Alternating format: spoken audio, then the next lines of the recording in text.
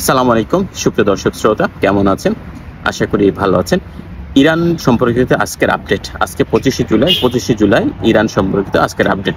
Iran তার পারমাণবিক কর্মসূচি বন্ধ করার পথে যাচ্ছে এবং সেই নিয়ে একটি চুক্তি খুব শীঘ্রই চুক্তি হতে যাচ্ছে।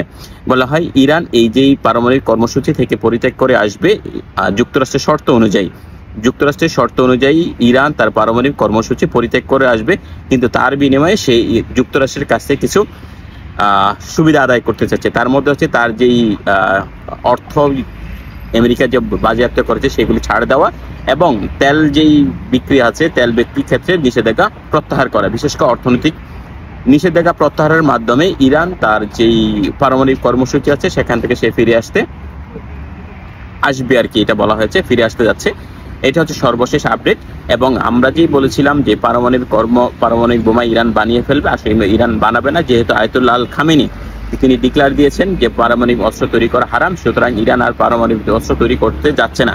কিন্তু এরই যে পারমাণবিক কর্মসূচি নিয়ে ফিরে আসবে না বা আসবে, এগুলো নিয়ে মূলত হচ্ছে ইরান তার যেই অর্থনৈতিক বা বিভিন্ন ধরনের নেগোসিয়েশনের মাধ্যমে তার যে সুবিধা আছে সেই সুবিধাগুলি আদায় করে নিতে চাচ্ছে। এই হচ্ছে আজকের মতো আপডেট। সালাম আলাইকুম।